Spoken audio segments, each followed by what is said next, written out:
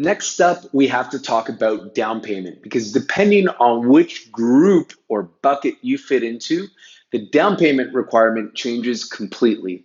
So let's give it a quick review. First, let's talk about non-residents. So as a reminder, a non-resident is somebody who is earning their income outside of Canada and not paying income taxes in Canada. And so there are various scenarios. You could be Canadian or a non-Canadian and still apply for a mortgage as a non-resident.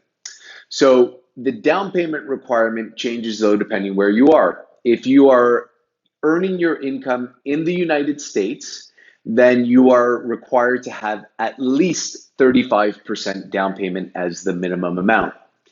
If you're earning your income internationally outside of the US and Canada, then you are required to provide 50% as the minimum down payment. The next group are Canadians who are returning to work in Canada.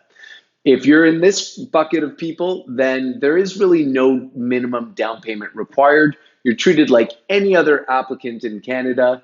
So that means that if your purchase price is less than $1 million, you can buy with as little as 5%. And if your purchase price is over $1 million, then you are required to buy with 20% down. For new Canadians who are wanting to buy and are in Canada with a work permit or have new permanent residency, and we define this as people who have been in Canada for less than 5 years.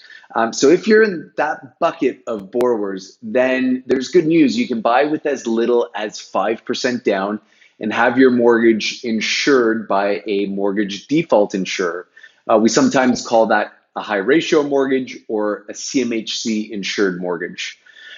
If the purchase price exceeds $1 million, then the insurance is not available and your minimum down payment requirement is 20%. The last group that we want to talk about are new Canadians, but are here working as independent contractors or perhaps self-employed.